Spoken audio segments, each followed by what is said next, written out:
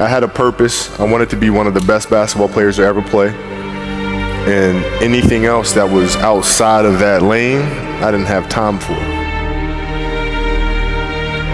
There's a quote from one of my English teachers at Lower Merion named Mr. Fisk.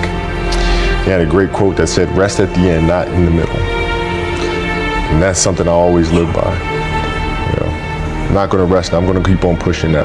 There are a lot of answers that I don't have, even questions that I don't have. But I'm just going to keep going. I'm just going to keep going, and I'll figure these things out as we go, right? And you just continue to build that way. So I try to live by that all the time. At what age did that goal become crystal clear? I made that deal with myself at 13 years old. At 13 years old? 13 years old. That's the deal I made. You were clear about it? Crystal clear. And where did inspiration come from? The love of the game. The love of the game, the challenge. Like I would watch Magic play, I'd watch Michael play, and I would see them do these unbelievable things, and I'd say, you know, can I get to that level? I don't know, but let's find out. Let's find out. And so that curiosity to see where I could push this thing led me down that path, I think. I had a summer where I played basketball when I was like 10 or 11 years old, and here I come playing, and I don't score 1 point the entire summer. Not a free throw, nothing, not a lucky shot, not a breakaway layup, 0 points. And I remember crying about it, being upset about it, and my father just gave me a hug and said, listen, whether you score 0 or score 60, I'm gonna love you no matter what. Wow. Now that is the most important thing that you can say to a child. Because from there, I was like, okay, it gives me all the confidence in the world to fail. I have the security there. But to hell with that, I'm scoring 60. And from there, I just went to work. I stayed with it. I kept practicing. I think that's when the idea of understanding a long-term view became important. Because I wasn't going to catch these kids in a week. I wasn't going to catch them in a year, right? So that's when I sat down and said, okay, this is going to take some thought, right? What do I want to work on first? All right, shooting. All right, let's knock this out. Let's focus on this. Half a year, 6 months, do nothing but shoot.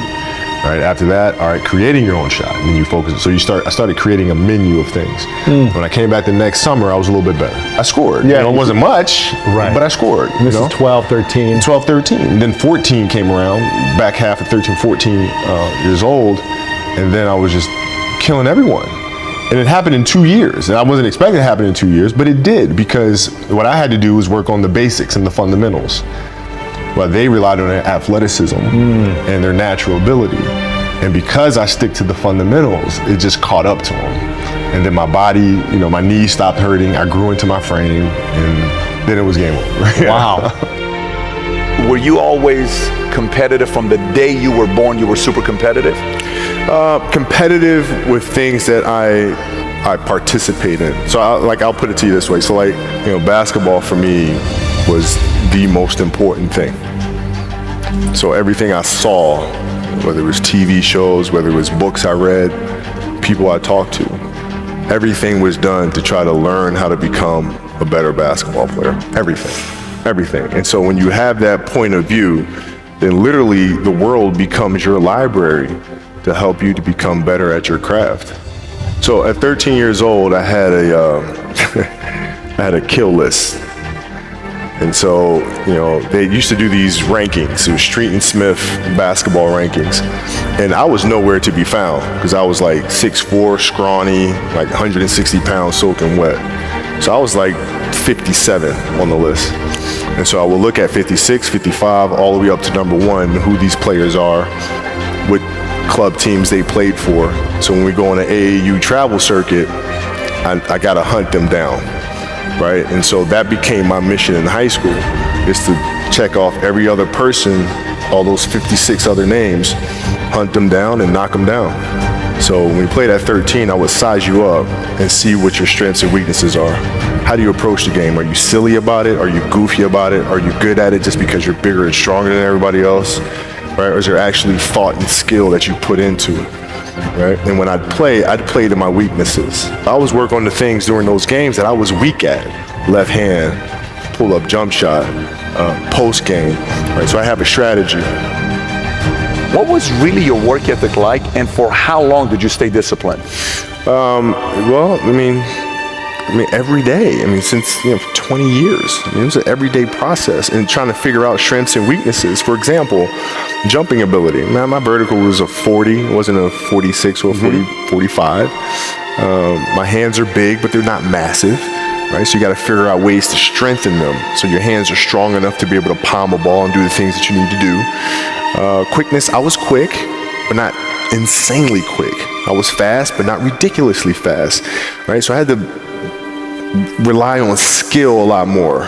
I had to rely on angles a lot more. I had to study the game a lot more.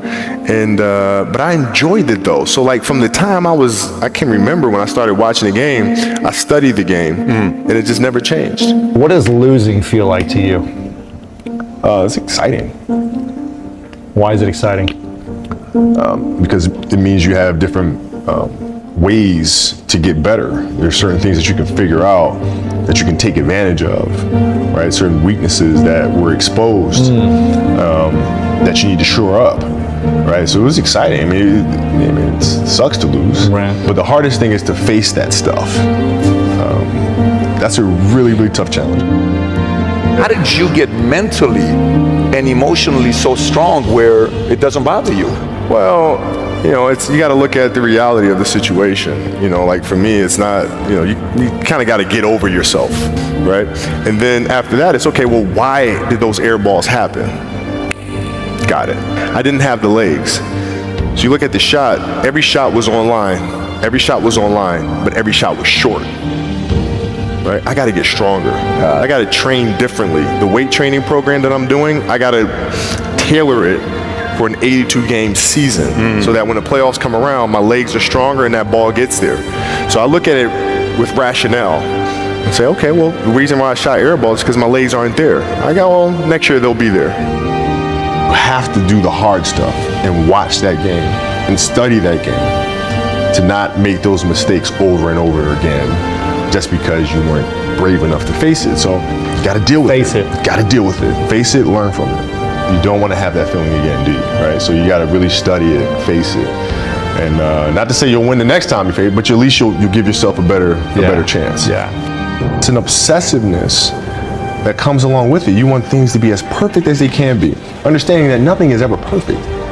But the challenge is try to get them as perfect as they can be. And what can you do? It's in your control. So control what you can. You have this mindset, but how did you develop that? I don't know if that's what you call the Mamba mindset, but how did you develop that? And when did it start? It started in middle school and high school. Because a lot of the kids that I was playing against were inner city kids. Yeah. And so they're looking at me as if, okay, this kid's soft. They felt like they could try to be physical or try to intimidate me and do all this other stuff, which they couldn't, right? But now I'm saying, okay, well, you're trying to attack me. How am I going to attack you? How can I mentally figure out ways to break you down? How can I show you that, no, I have the edge, right? And so that's when it first started for me, is figuring out how to get the upper hand on an opponent that way. And what would you do to mentally break people down then? One of the things I would do is while everybody would be at the cafeteria work, eating and doing all sort of stuff, I just go back to the gym. And so that was my way of showing them, I may be from the suburbs, but you're not going to outwork me. Wow. Like I see a lot of players take vacations with other players that are close friends, and just take vacations just to take vacations, or just hang out just to hang out. Like I never did that. But Why not though? Why didn't you do that? Well, because when I retire, I didn't want to have to say, I wish I would have done more. I don't want that. I played games with the flu. I played games with 102-degree fever, man. We had a game against Toronto in 2000, and Vince was tearing the league up. My back was jacked. So I would be in the layup line like, okay, there's a lot of days where, you can rest and recover. Today ain't one of them. Your back can bother you any other day. That shit ain't bothering me today. He gonna have to see me today. You're playing against the Golden State Warriors. Score is 107-109. You guys are close to getting into the playoffs. You know exactly what happens in the game. You go up, you're about to take your shot, and then all of a sudden, boom, Achilles happens, right? Friend of mine, Nima, he is here just to listen to. He played ball. And he told me, he says, Patrick, I don't think you understand. He says, when I tore my Achilles in high school, he says, 4 friends of mine dragged me to my hospital. I was crying from there straight to the hospital. He says, I have no clue how the hell this guy did it. He went and hit the free throws, and then you walked off the stage. How the hell do you tolerate that kind of pain? I use this. I tell this example, and I think this is the best way to explain it.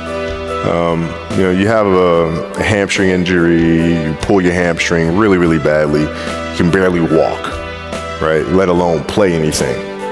You're at home. All of a sudden, a fire breaks out in the home. Right? Your kids are upstairs. Wife is wherever she may be. It's going down. I'm willing to bet that you're going to forget about your hamstring. You're going to sprint upstairs. You're going to grab your kids. Make sure your wife's good. You're getting out of that house. And the reason is because the lives of your family are more important than the injury of your hamstring. And so when the game is more important than the injury itself, you don't feel that damn injury. Not at that time. I went in the trainer's room. My kids are in there. And, they're looking at you and stuff, and I'm looking at them, and I'm like, it's all right. Dad's going to be all right. It'll be fine. It'll be all right. It'll be all right. It'll be all right. As a parent, you got to set the example. You got to set the example. This is another obstacle. This obstacle cannot define me. It's not going to cripple me. It's not going to be responsible for me stepping away for the game that I love. I'm going to step away on my own terms. And that's when the decision was made that, you know what, I'm doing it. You got to lead by example. As parents, you got to lead by example. If you want your kids to do whatever it is they want to accomplish in life, you have to show them. You got to show them. The definition of greatness is to inspire the people next to you. I think that's what greatness is or should be. It's not something that lives and dies with one person. Is how can you inspire a person to then in turn inspire another person that then inspires another person. And that's how you create something that I think lasts forever. Yeah. And I think that's our challenge as people is to figure out how our story can impact others and motivate them in a way to create their own greatness.